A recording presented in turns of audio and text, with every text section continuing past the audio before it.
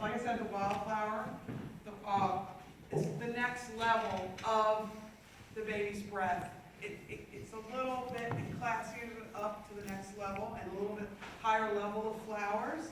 We're still adding a few little bit of baby's breath, and we still have a few little daisies, but we also have sweet peas, beautiful blooming jasmine, the scented geranium. We have some little fern tendrils, fern fronds, and all these things make it really soft and beautiful, and just that soft, beautiful look. So can I have my model out, please, and then we'll show you the beautiful bouquet again that you were asking about, and then we will do the boutonniere and corsage that goes with that program. So we have this beautiful bouquet that goes with it, this one that you saw earlier, and then we have a beautiful corsage that Pat Marie is in the audience made for the mother of the bride, and we just use the same modern technique of the bullion on this. And doesn't that just glam it up a little bit? So it all just kind of blends together. So this is, we brought it up just a little bit more level-wise, and then we have a cute little boutonniere. And these are ranunculus. And so that just, we have the ranunculus in there, and then we just kind of hold that pink through.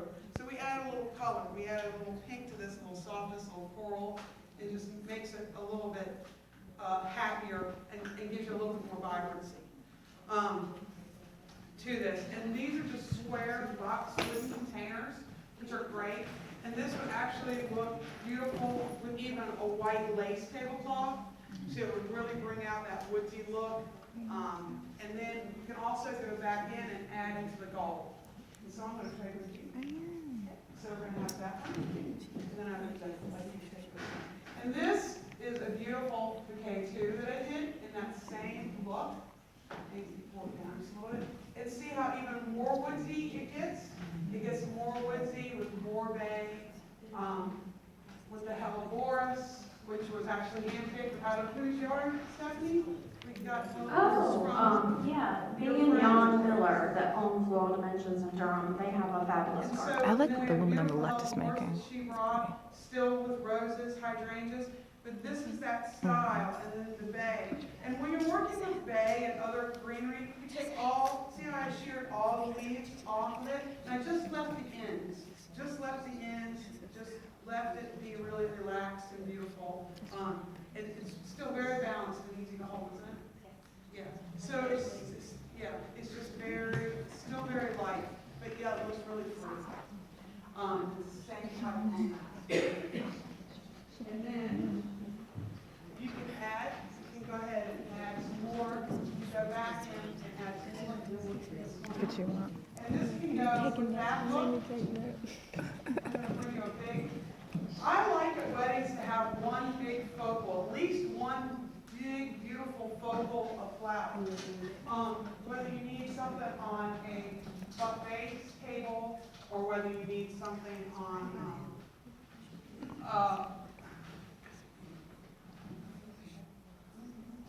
right when a place card table, I like to have one big focus.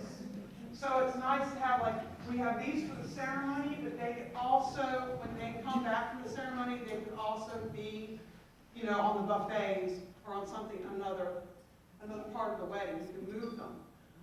So I think that's always an eye catcher. You need to have this beautiful eye-catching thing that looks gorgeous. So when people walk in, there's some kind of welcome to them. They have this greeting of flowers. Even if you did like a big thing of beautiful plants or something that has that welcoming. So I think the flowers when people first come in and when flowers when people, exit too is always nice on that. How are we doing over here, Stephanie? Good. So the biggest thing about whatever style of bouquet that you are making, whether it be vintage, elegant, modern, etc., is beginning with a grid of some sort in your hand to feed the flowers into. So beginning with this, we have the aspidistra leaves that are rolled over and taped. This also can work with this look, like around the edges.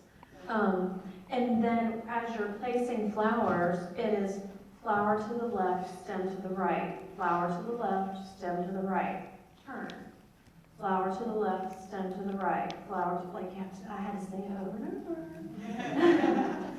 That's cute. I did.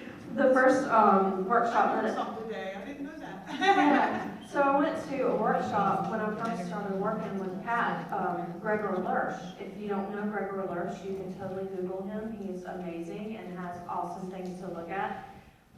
Walked into a German European designers class not knowing how to do a spiral hand tie. Not a good choice. Okay. But it was a good choice in the fact that I learned while I was there. And, that's what I had to keep saying to myself, because you have a tendency to want to place the flower in the wrong way. But if you continuously turn it in your hand in the beginning, flower to the left, stem to the right, and just say it over and over to yourself, flower to the left, stem to the right, you will get a spiral European hand tie. It takes a little practice. I don't have to turn it in my hand anymore, unless it's really big. But in the beginning, yes, I turned it in my hand all the time and said that to myself. But this is just a simple little, not very many flowers, but look at the amount of interest and visual impact we have from 4 leaves, 3 ranunculus, and 3 trick dianthus. And you can totally texturize that some more. So just that, starting the grid and then flower to the left, stem to the right, and just practice. Yep. Okay, great.